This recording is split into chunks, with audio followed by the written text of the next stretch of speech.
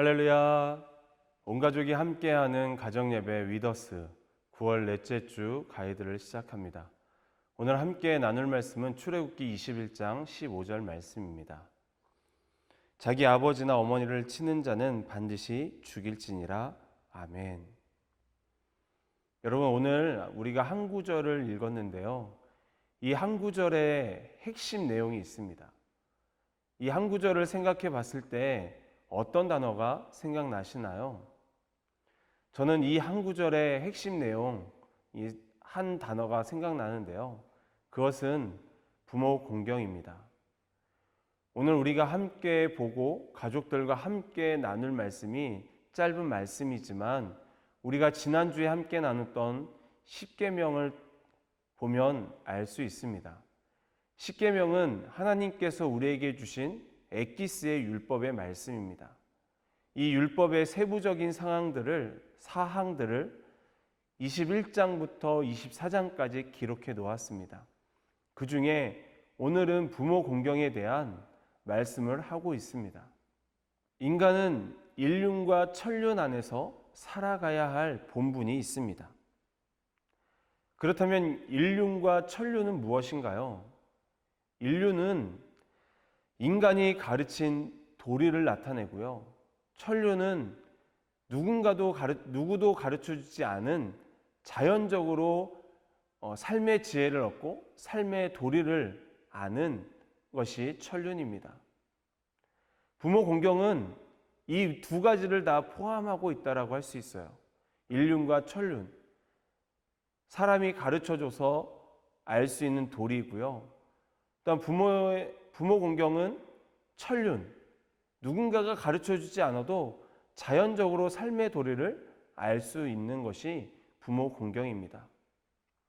그렇다면 우리는 왜 부모 공경을 해야 하는 것일까요? 첫째는요, 부모 공경은 하나님의 창조 질서이기 때문입니다. 하나님께서 아담과 하와를 통해 창조하신 것이 있어요. 그것은 가정입니다. 하나님께서 부모를 통해 하나님을 배우도록 하셨어요. 그래서 우리는 하나님의 창조 질서 안에서 부모를 공경해야 된다는 것이죠. 이 가정의 이 흐름, 하나님, 그 다음에 부모, 자녀, 이렇게 하나님께서 가정 안에 창조의 질서를 만들어 놓으셨다는 것입니다. 그래서 우리는 부모를 공경해야 돼요. 부모를 기쁘게 해야 됩니다. 우리가 이 명절 이제 가족들을 만나고 할 텐데 그럴 때 싸우기보다는, 그리고 언성을 높이기보다는 웃으면서 함께 추억을 나누고, 그리고 또 함께 오고 가는 말들 속에 기쁨과 사랑이 전해지기를 원합니다. 그래서 우리가 만나는 가족들에게 기쁨을 줄 수 있는 우리가 되기를 주님의 이름으로 소망합니다. 부모를 공경해야 하는 이유 두 번째는요, 하나님의 뜻이기 때문입니다. 시대가 변해갈수록 인륜과 천륜을 어기는 것을 보게 됩니다. 기본적인 인간의 도리를 지키지 않는 것은 하나님의 뜻을 어기는 것입니다. 부모 공경은 인륜과 천륜이 모두 포함되어 있는 것입니다. 그래서 도덕적인 것을 떠나 하나님의 뜻은 부모를 공경하는 거예요.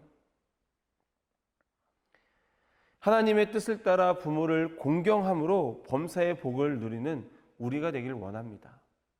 하나님의 뜻대로 우리가 살아갈 때 우리의 삶 속에서 부모 공경은 아름답게 이루어갈 줄 믿습니다.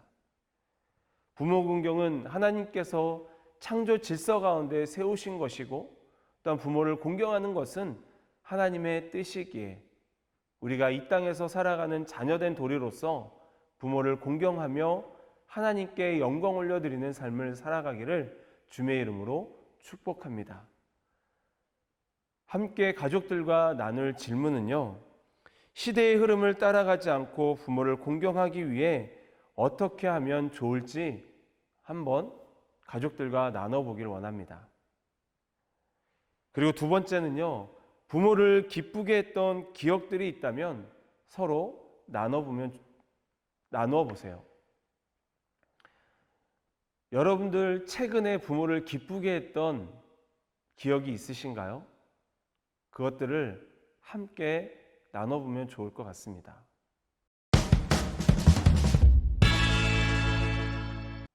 두 번째 예배, 하브루타 예배입니다. 함께 나눌 말씀은 출애굽기 32장 26절 말씀입니다.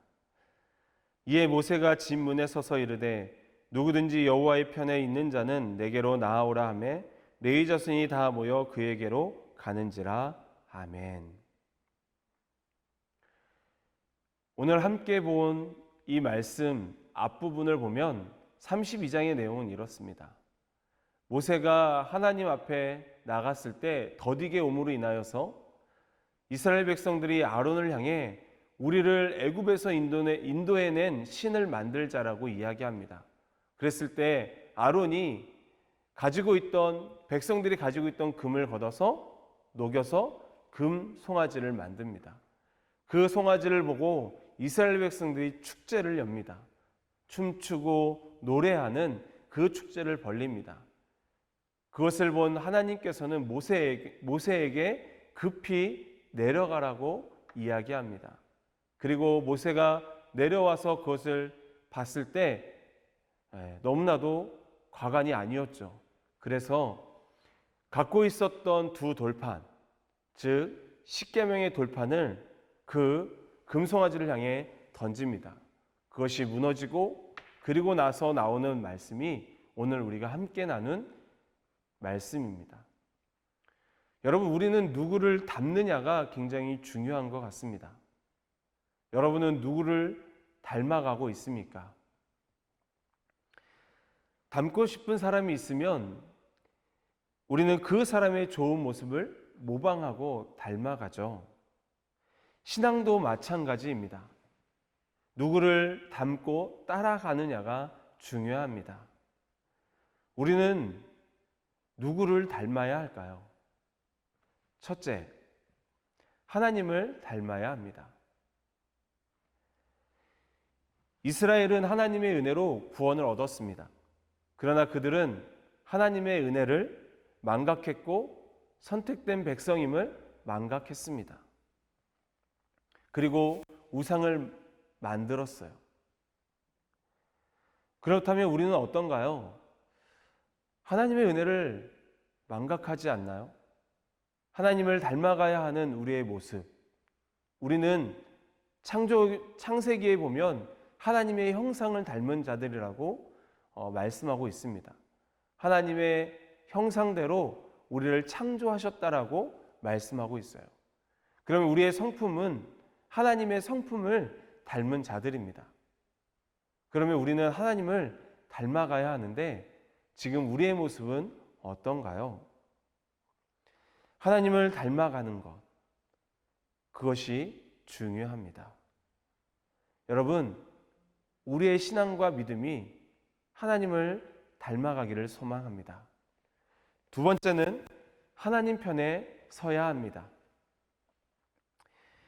이스라엘은 하나님의 은혜를 망각함으로 인해 하나님 편보다는 우상 편에 섰습니다.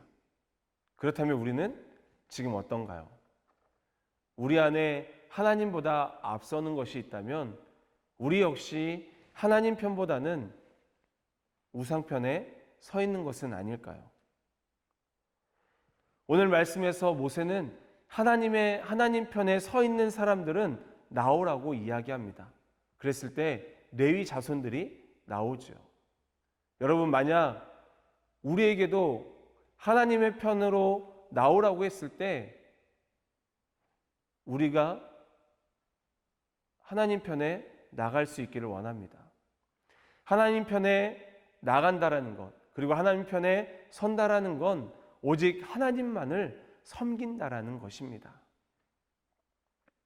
우리 모두 하나님만을 온전히 잘 섬김으로 하나님의 편에 서 있는 자들이 되길 원합니다.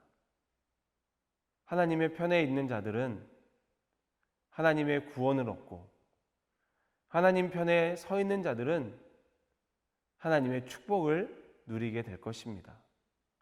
우리 모두 하나님 편에 서서 하나님께 영광이 되는 그러한 하나님의 백성들로 살아가기를 주님의 이름으로 소망합니다. 함께 가족들과 나눌 질문은요, 하나님을 닮기 위해 내가 해야 할 것이 무엇인지 나누어 보길 원합니다.